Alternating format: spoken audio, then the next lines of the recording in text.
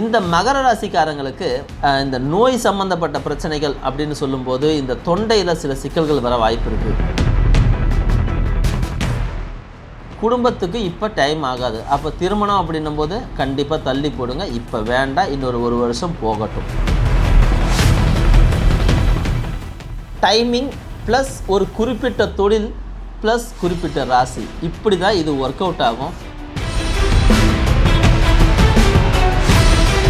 மைலோன் ஆன்மீகம் நேயர்களுக்கு வணக்கம். தமிழ் புத்தாண்டு 2026 வரப்போகுது. இந்த தமிழ் புத்தாண்டு எப்படி இருக்க போகுது அப்படின்னு பார்த்தோம்னா, தமிழில் 60 வருடங்கள். அந்த 60 வருடங்களில் இந்த பராபவ அப்படின்னு சொல்லக்கூடிய ஆண்டு ஒரு 40வது ஆண்டாக வருது. இந்த 40வது ஆண்டு உலக அளவில் கொஞ்சம் சிக்கலான சூழ்நிலையை தொடக்கத்திலும் பின்னாடி போக போக அந்த சிக்கல்களை தீர்க்கக்கூடிய அளவிலும் இந்த தமிழ் புத்தாண்டு அமைஞ்சிருக்கு.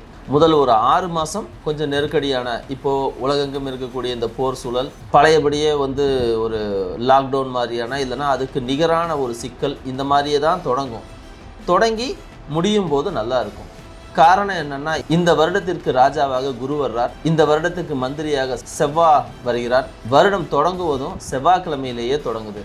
இது போன்ற சூழ்நிலைகள் இதை ஒரு 6 மாதத்துக்கு ஒரு நெருக்கடியாகவும், அதன் பிறகு எல்லாருக்குமே ஒரு சந்தோஷமான திருப்திகரமான ஒரு ஆண்டாகவும் முடிச்சு வைக்கும் அப்படிங்கிறத நாம் எதிர்பார்க்கலாம். இந்த 2026 தமிழ் புத்தாண்டில் உலகெங்கும் கொஞ்சம் போர் மேகங்களும் சண்டைகளும் மலைச்சரிவுகளும் இல்லைன்னா திடீர்னு எங்கேயாவது வெடிப்புகளும் இந்த மாதிரியான சூழ்நிலை தான் ஆரம்பிக்கும்.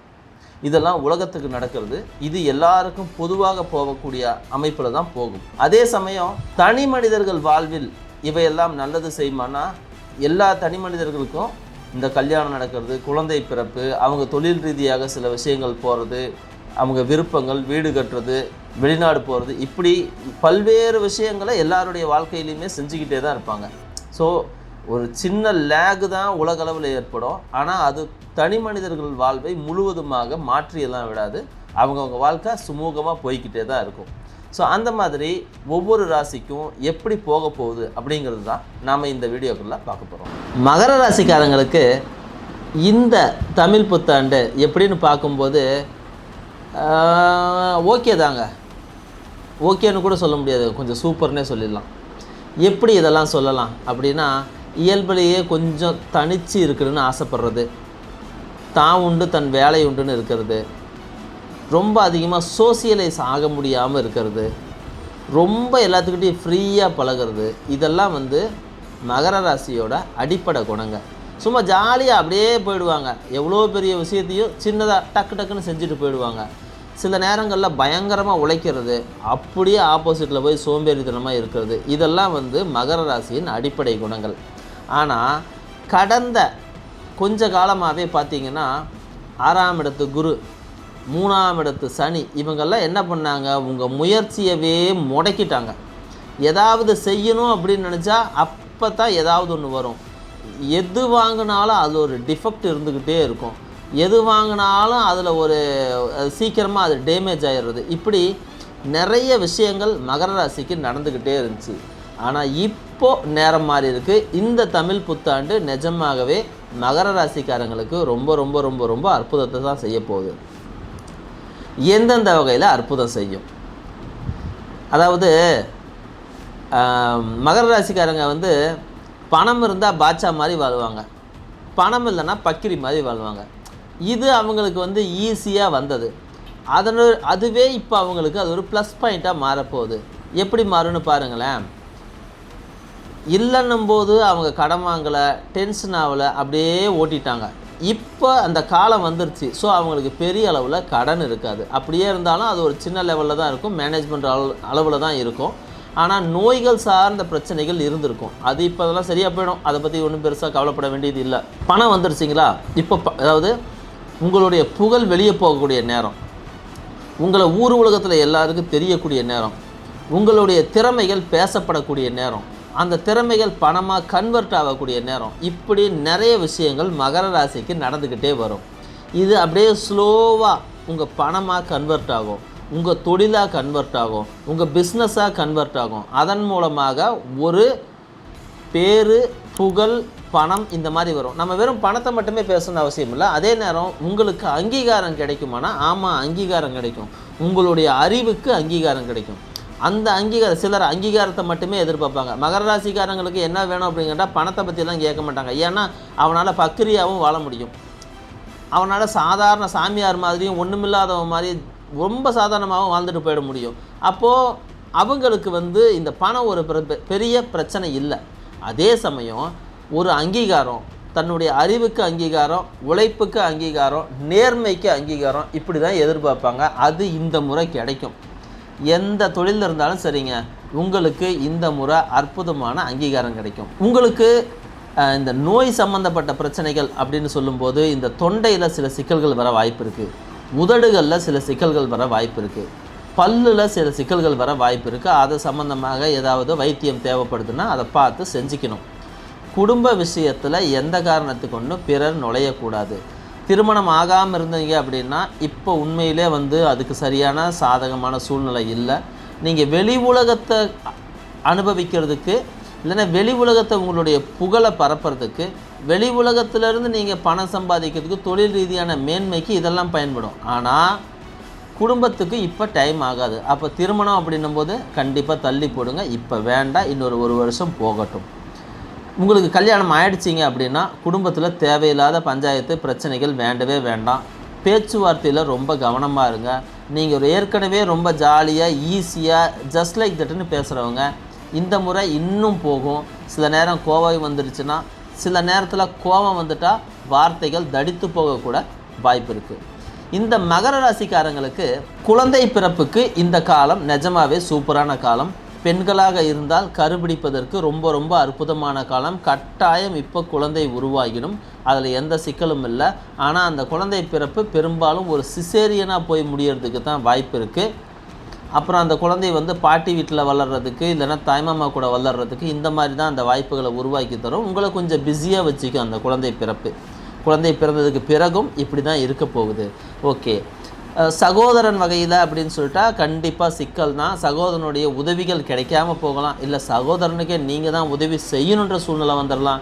சகோதரன் வகையில் எப்போவுமே ஒரு சில சண்டைகளோ சச்சரவுகளோ ஏதாவது ஒரு தொல்லைகளோ இருந்துக்கிட்டே இருக்கும். சொத்து பிரிக்கிற மாதிரியான பிரச்சனை, இல்லை குடும்பத்துக்குள்ளே ஏதாவது சிக்கல், இல்லை வீட்டில் இருக்கிற பெண்களால் அண்ணன் தம்பிகளுக்குள்ள பிரச்சனை, இப்படி ஏதோ ஒன்று உங்களுக்கு சகோதரன் வகையில் சிக்கல் உருவாகத்தான் செய்யும். அதை தவிர்க்க முடியாது.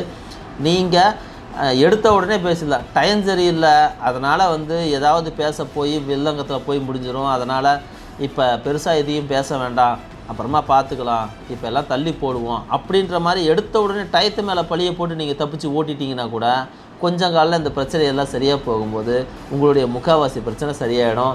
தேவையில்லாமல் போய் சிக்கலில் மாட்டிக்காதீங்கன்னு கேட்டுக்கிறோம். மகர ராசிக்காரங்க அரசு வேலைக்கு முயற்சி பண்ணுறீங்கன்னா தாராளமாக முயற்சி பண்ணுங்கள். ரொம்ப ரொம்ப நல்ல காலகட்டம். எப்படி பார்த்தாலும் அப்படி இப்படின்னு சொல்லிட்டு இந்த குருவே உங்களுக்கு வேலையை வாங்கி கொடுத்துரும். அது அதனுடைய வேலையாகவே வச்சிட்டு இருக்கு. இப்போது டக்குன்னு ஒரு கவர்மெண்ட்டில் வேலை வேணுமா வாங்கிக்கோ, இல்லை அரசியல்வாதிகள் கூட சேர்ந்து ஏதாவது தொழில் செய்யணுமா செஞ்சுக்கோ, கவர்மெண்ட்டு கான்ட்ராக்ட் வேணுமா வாங்கிக்கோ, இல்லை நீங்கள் அரசியலில் தான் நிற்கணுமா நின்றுக்கோ. இப்படி எது செய்கிறீங்கன்னு சொன்னாலும் சரி, இந்தா வச்சுக்கோ, இந்தா வாங்கிக்கோ, இந்தா செஞ்சுக்கோ அப்படின்னு சொல்லிட்டு தூக்கி கையில் கொடுத்துரும்.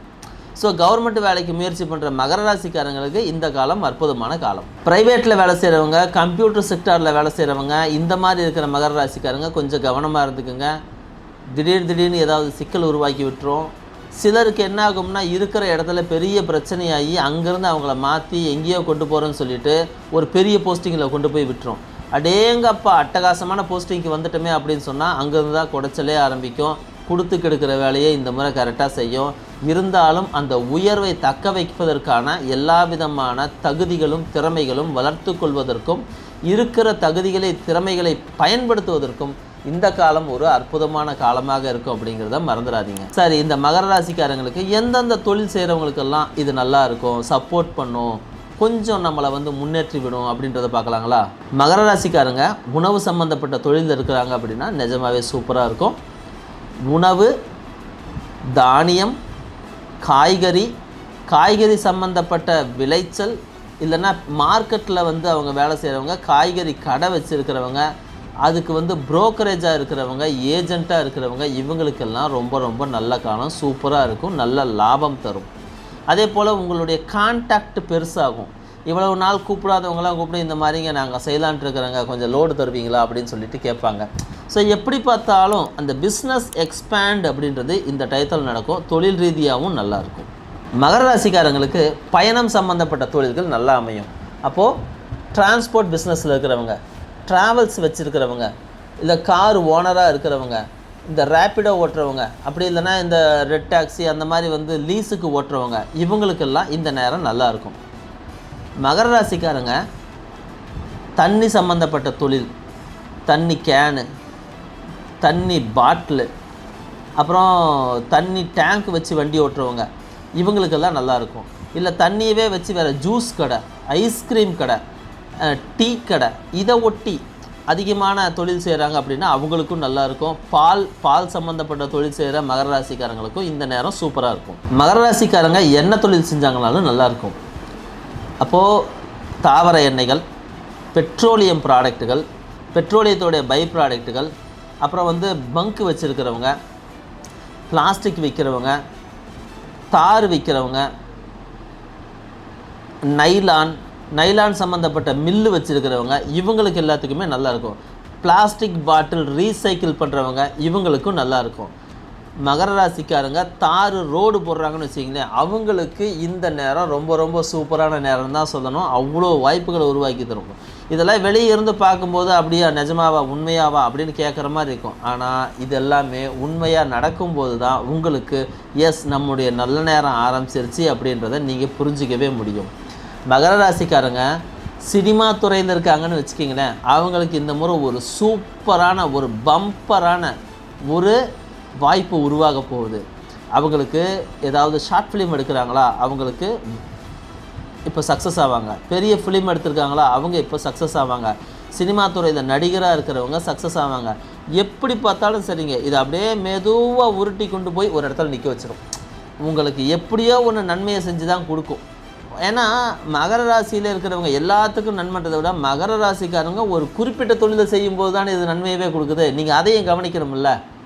அப்போ மகர ராசிக்காரங்க இந்த ஆசிட் விற்கிறவங்க, ஃபெனாயில் விற்கிறவங்க, சோப்பு தூள், சோப்பு லிக்விடு, இப்படி ஒட்டி சுத்தம் செய்ய பொருட்களை விற்றாலும் அவங்க நல்லா இருக்கிறாங்க. ஸோ இதெல்லாமே டைமிங் ப்ளஸ் ஒரு குறிப்பிட்ட தொழில் ப்ளஸ் குறிப்பிட்ட ராசி, இப்படி தான் இது ஒர்க் அவுட் ஆகும். அதனால் மகர ராசிக்காரங்க வேறு என்னென்ன தொழில் செஞ்சால் நல்லா இருப்பாங்க அப்படின்றதையும் பார்த்துருவோமா. இந்த கழிவு சம்மந்தப்பட்ட தொழில், பழைய இரும்பு, பழைய பேப்பரு, ரீசைக்கிள் பண்ணுறவங்க, அப்புறம் கம்ப்யூட்டரில் பழைய பொருள் வாங்குறவங்க, செகண்ட் ஹேண்டு சேல்ஸ் பண்ணுறவங்க, இவங்களுக்கு எல்லாத்துக்குமே இந்த காலகட்டம் நிஜமாகவே நல்லாயிருக்கும். மர வியாபாரம் பண்ணுறவங்க, மரத்தை அடிப்படையாக வச்சுக்கிட்டு கதவு செய்கிறவங்க, இல்லை தச்சு வேலை செய்கிறவங்க, கார்பெண்டர் ஒர்க் பண்ணுறவங்க, இவங்களுக்கும் ரொம்ப ரொம்ப நல்லாயிருக்கும். மரத்தை வெட்டி இங்கே கொண்டு வர்றவங்க, அதை டிரான்ஸ்போர்ட் பண்ணுறவங்க, அதுக்கு ஏஜெண்ட்டாக இருக்கிறவங்க, இவங்களுக்கெல்லாம் இந்த காலகட்டம் நிஜமாவே சூப்பரான காலகட்டம்னு தான் நாம் சொல்லணும். என்ன தான் நல்லா இருந்தாலும் கவனமாக இருந்துக்குங்க. குடும்ப விஷயங்கள் வெளியே பேச வேண்டாம். குடும்பத்துக்கு சம்பந்தமில்லாத நபர்கள் உள்ளே வந்து உங்கள் குடும்பத்தில் பஞ்சாயத்து பண்ண வேண்டாம். நண்பர்கள்கிட்ட கவனமாக இருங்க. ரொம்ப ரொம்ப முக்கியமானது, நண்பர்கள்கிட்ட கவனமாக இருங்க. குடும்பத்தில் தேவையில்லாமல் வெளியாட்கள் வந்துட்டாங்கன்னா உங்கள் குடும்பம் கெட்டுடுச்சு அப்படின்றதில் எந்த மாற்று கருத்தும் இல்லை. அதை சரி பண்ணுறதுக்கு மறுபடியும் உங்களுக்கு தோராயமாக 2லேருந்து 3 வருஷம் ஆகிடும். புதிய நபர்கள் குடும்பத்தில் கும்மி அடிப்பார்கள் அப்படின்றத மறந்துடாதீங்க. நாம் இப்போ வரைக்கும் பார்த்தது எல்லாமே ஒரு பொதுவான இந்த வருஷத்திற்கான பலன்கள் தான். உங்களுடைய ராசிக்கு வேறு என்னென்னலாம் நடக்கும் அப்படின்னு தெரிஞ்சுக்கிறதுக்கு நம்முடைய மயிலும் ஆன்மீகம் சேனலை தொடர்ந்து பார்த்துக்கிட்டே வாங்க. இதில் இன்னும் நிறைய அப்டேட் கொடுக்க போகிறோம். தொழில்கள் மட்டுமில்லை, விவசாயத்தில் இருக்கிறவங்க என்னென்ன பயிர்களை செய்யும்போது நல்லாயிருக்கும், நோய்கள் என்னென்ன மாதிரியான விஷயங்கள் வரும், அதுக்கு தீர்வு என்னவாக இருக்கும், பரிகாரங்கள் என்னவாக இருக்கும் அப்படிங்கிற நிறைய விஷயங்களை நாம் அடுத்தடுத்து வரக்கூடிய வீடியோக்களில் போக போகிறோம். உங்களுக்கு இல்லை அவசரமாக எனக்கு ஒரு ஆலோசனை தேவை அப்படின்னு சொன்னால் நீங்கள் உடனடியாக நம்முடைய கீழே கொடுத்துருக்கிற நம்பருக்கு கான்டாக்ட் பண்ணுங்கள். இந்த விஷயம் உங்களுக்கு பயனுள்ளதாக இருந்துச்சு அப்படின்னா இந்த வீடியோவை லைக் பண்ணிக்கிங்க, நம்மளுடைய சேனலை வந்து சப்ஸ்கிரைப் பண்ணிக்கிங்க. உங்களுடைய நண்பர்களும் இதே ராசியில் இருக்காங்க அப்படின்னா அவங்களுக்கு இதை ஷேர் பண்ணுங்கள். உங்கள் ஃபேமிலிக்கு, ஃப்ரெண்ட்ஸுக்கு ஷேர் பண்ணுங்கள்.